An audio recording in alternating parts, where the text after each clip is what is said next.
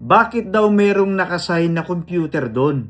Okay, para saan ba yan, Johnny Lua? Bakit pwedeng may computer dyan? Alam nyo, pwede nyo kasi itong gamitin bilang pang-recording. Meron kayong built-in sound card. Sound card, no? So, pwede na kayo dito mag-connect ng inyong mga tablet or laptop, no? Para kapag nagre-record po kayo, lalo na yung mga nag-acoustic, nagla-live band, di ba, no? So, Johnny Luan, liit naman yan. Depende kasi sa magiging event po ninyo. Kung mga pambahay lang, pwede na to. Meron kayong bumili kayo ng videoke player. So, ilan lang naman kayong kumakanta, wireless pa yung gamit ninyo. Halimbawa, yung output nito, ito yung, meron tong output pwede yung connect yan doon sa inyong amplifier, integrated man yan or power amplifier. Or, pwede po sa equalizer. Depende po kung ano yung susunod na processor ang gagamitin ninyo.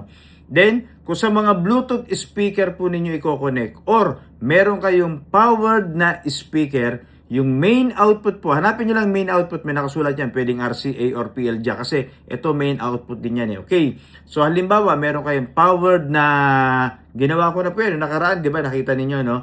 Meron kayong powered na speaker. O di, main output, left and right, papunta doon sa line input ng powered speaker po ninyo or microphone input doon sa speaker po ninyo, no? So sa mga powered. Para kung sakaling meron kayong mga gawain sa simbahan, meron kayong pwedeng bitbitin lang na speaker, kahit isang speaker lang pwede na, basta powered or Bluetooth speaker. Pag sa AUX, pwede ba sa auxiliary, Johnny Luha? Di ba yung audio mixer na to? Pwede nyo i-connect to sa AUX. Johnny Luha, bakit delay? Minsan may ganun po, delay sa auxiliary or sa AUX ng ating mga Bluetooth speaker. Kaya ang gagawin po ninyo sa microphone input po ng inyong mga Bluetooth speaker kung may mga microphone input po yan. Okay, dito po yan yung line out. Okay, then ito yung power. Andito na yung mga knob control. Per channel, meron siyang 48 volts para yung gumagamit ng phantom mic, no? Or yung condenser mic. Then combo na rin po yan. Pag sinabing combo, PL jack or 6.35, mas kilala po ninyo sa tawag na jack, no? Tapos pwedeng XLR po yan, kaya may ganun siya. Pwede kayo mag-connect ng gitara, keyboard, e-drums, depende po kung ano yung musical instrument ninyo. Mga wireless mic, Johnny Lua, saan nilalagay?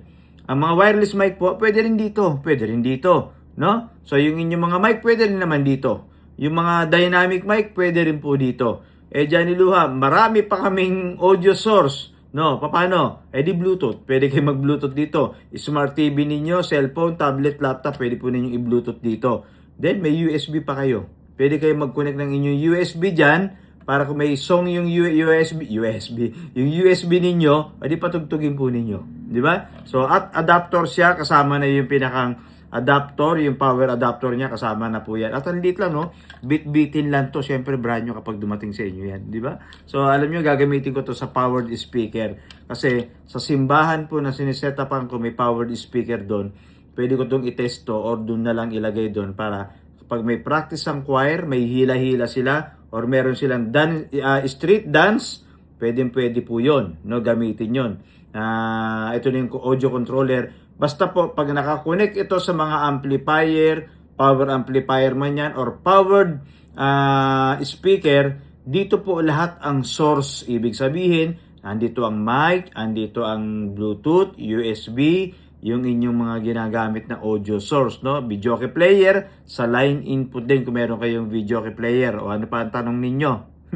Kung may tanong pa kayo, pwede kayo mag-iwan ng comment para sagutin po natin yan. At pasensya na po talaga, hindi ko agad nasasagot yung iba. Kasi siyempre, minsan may ginagawa din ako. At sa dami po ninyo, talagang isa-isa lang nasasagot ko sa maghapon, no? So, dadaanan ko po lahat yan, okay? At sa live ko, pwede ko kayong turuan ng actual po ng setup ng inyong mga audio, no? Kahit marami pang connection pa yan.